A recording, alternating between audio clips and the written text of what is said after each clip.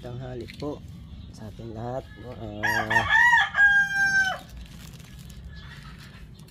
Kaibigan, ito po kasi ay ipakita ko lang sa inyo yung aking plaka na for registration.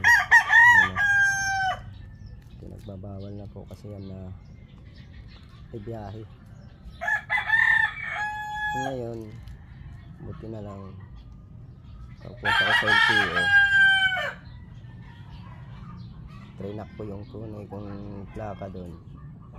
Nandun na pala sa ano namin, pinuhanan ito na motor ko kasi ulugan lang to. Meron mo, ano na to, mag 7 years na. Kailan ko lang nakuha tong plaka ko,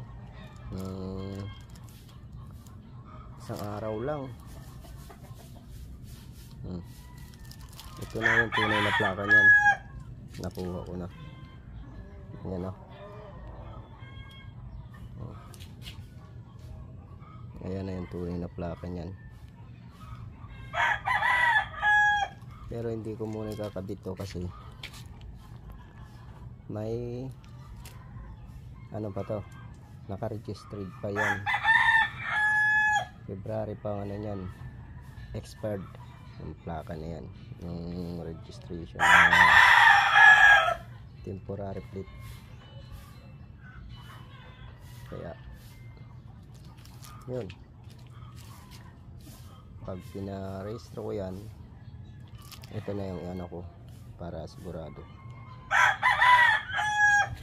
Ingay talaga dito, ang daming manok. Ayan, puro manok yan. Kaya ingay sa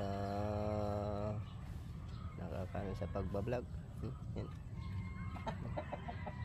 Kaya pasensya na po kayo lahat. Yan pa, nandiyan pa yan. Okay, diba? Salamat sa Motor Trade at pinahirapan tayo bago makuha yung plaka natin. Mahigit din 4 years bago makuha. Kaya salamat sa Motor Trade. Kahit pinahirapan mo ako, nakuha pa rin namin yung plaka ko. Salamat sa inyo.